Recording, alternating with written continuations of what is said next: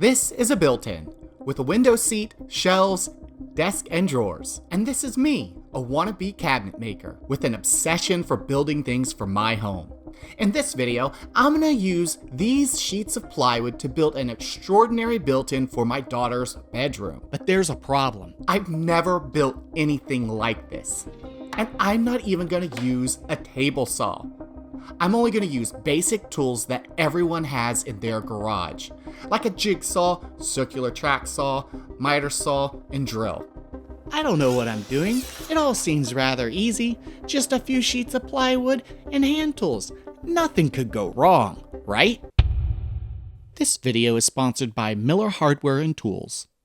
So my daughter came to me and asked if I could build a cozy window seat, bookshelves, desk, drawers for her bedroom. Without thinking, I said yes. So here's the plan. Step 1. Find inspiration. Since I've never done this before, I searched Pinterest to get some ideas.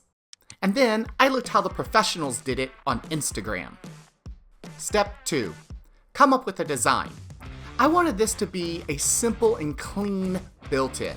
I needed it to have a desk on one side and drawers on the other. But most importantly, I needed it to have a window seat right in the middle. Simple, right? Step 3. Buy my materials and lumber. I was hoping the price of plywood had gone down. They're still around $100 a sheet. I'm excited because I get to use some new tools. I'm going to be using this TSO parallel guide system to break down my sheets of plywood. And I'm going to use this cabinet hardware jig by True Position Tools to attach the hardware. The bookcases. To kick this project off, I grabbed my TSO parallel guide system and track saw. I began to break down the large sheets of plywood. I had a good rhythm going, and I cut everything to the size I had written down in my blueprint. Little did I know that this would turn out to be one of many significant errors I would make with this project. I'll tell you a little more about that when we get to assembling the bookcases. One thing I did get right was creating the pinholes for the adjustable shelves.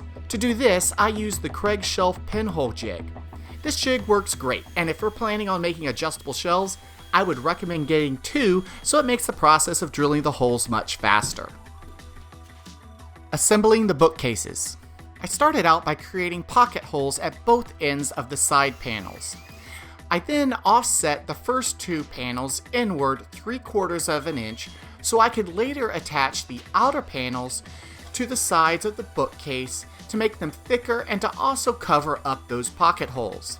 Next, I laid everything down and applied glue to the edge, and then I installed the back panel using my brad nailer. I extended the back panel about 4 inches past the bottom of the bookcase so I could easily attach the bookcase to the desk. The desk.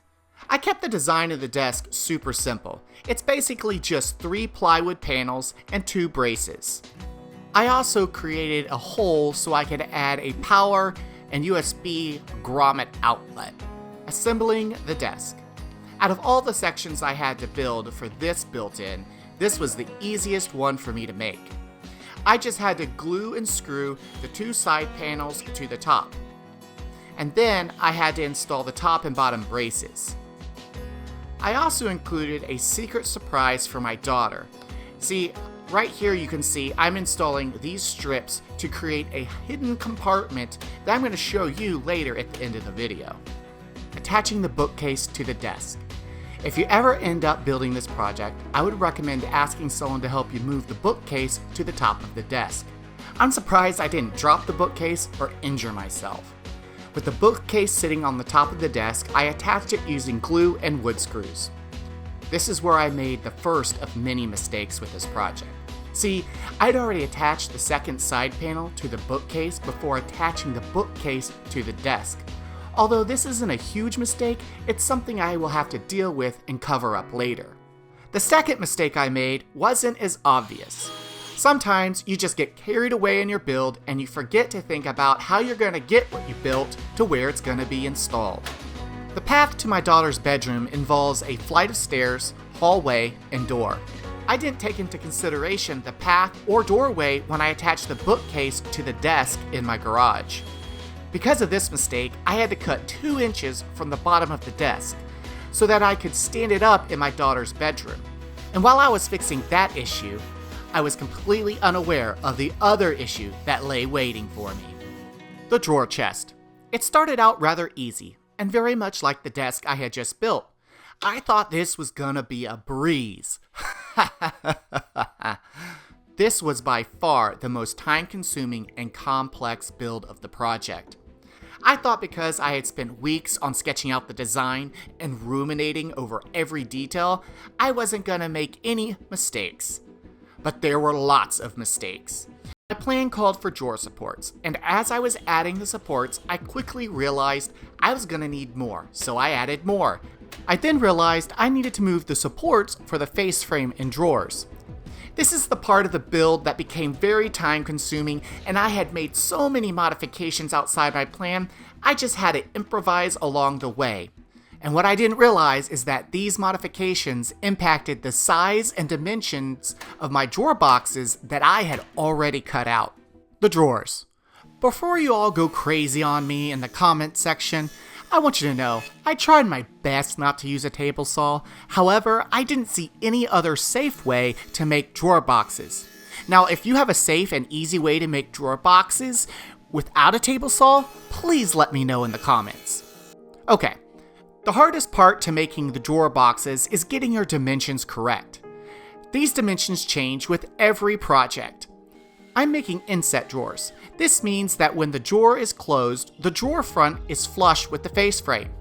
The first measurement you need to calculate is the width of your box. This is determined by the type of drawer slide you're going to be using. I'm using Tandem Plus Blum Motion soft close drawer slides. My drawer needs to be the size of the opening minus 1 inch and 21/32. This is where I get frustrated, because we have to do everything different here in the US. I wish we could just adopt the metric system like everyone else, because the number we would subtract would just be 42. I know we don't have the metric system, but one thing I can appreciate in the US is American-made tools. Did you know there's a new and easier way to attach table legs to tabletops? This is a new jig and fastener system by Miller Hardware and Tools. It allows you to attach a table leg to the very edge or end of a table, giving you a clean, classic look. If you want to learn more about their jig fastener system, check them out. The first 30 people to use the code listed in the description will save 20% on their total order. I'll put a link to their site here and also in the description below. Now back to making drawer boxes for this dresser. Once you have all your parts laid out for the drawer box, it's rather easy to assemble. You just need some glue and some pocket hole screws. After you have assembled your box, you will need to install your plumb locking devices. There are several on the market, and the ones that I'm using allow you to adjust the left, right, front, and back position. This has always been one of my favorite parts to building dressers, and that's pushing the drawer boxes closed. The window seat. I knew one of the things that I was going to deal with this project was going to be the walls and floor of my daughter's bedroom. They may look square, but they're not. To correct this, I needed the desk and dresser to properly be shimmed and squared and secured to the wall before I began building the window seat. As I was building the frame to the seat, I quickly discovered a huge mistake. And I didn't realize this mistake till I was actually installing the drawer slides. See, my built-in wasn't deep enough. I should have made everything an inch deeper. I fixed this in the plans, but for my project, I had to cut out drywall to make room for the drawer slides to properly fit and function. With the drawer slide issue resolved, I added the face frame to the window seat. Then I installed the drawers. And finally, the seat. With everything assembled and installed, I now had to prep for painting. I broke my prep work into 3 tasks. Task 1, install the crown molding and baseboards.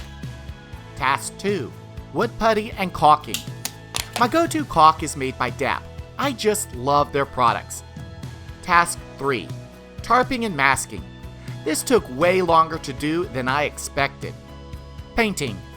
The painting was done over 2 days. The first coat, then the second coat. After everything dried, it was time to peel away the tape and tarping. It's really nice to see all your hard work starting to come together. The hardware. Now, before I install the hardware, I have to attach the drawer fronts to the drawer boxes. To make things easier, I had already pre-drilled and painted the drawer fronts. The next step was to attach the drawer front to the drawer box. I used playing cards, double-sided sticky tape, and clamps to hold the drawer front in place while I nailed it in. If you guys have a better method for doing this, please let me know. I found it rather clunky and difficult. One thing I didn't find difficult was installing the drawer pulls. I used the True Position Tools cabinet hardware jig, and I want to say that there are a lot of imitators out there, from China and, most recently, Craig Tool, which is very disappointing. True Position's tool is the inventor of the jig, and their jig has patented features these imitators don't have. I'm not sponsored by True Position Tools, I just want to share the truth about these jigs with you, and if you want to learn more about True Position's cabinet hardware jig and the imitators out there, I have a full review video you should watch. It just bothers me that Craig Tool has taken the same path as China. They make an imitation rather than forming a partnership with True Position Tools. One of the last finishing touches I had to add was the power outlet. It simply just dropped in and I tightened it down. The final step was to install the shelves. Despite the many mistakes I made with this project, I grew as a woodworker and, I guess, cabinet maker. When I showed my daughter her built-ins, her reaction was just priceless. She didn't see the flaws or the mistakes that I had made, only perfection. And that felt really great. She often sits at the window with one of our cats and reads a book. And I want to make sure I capture these moments, because you know what? They grow up so fast.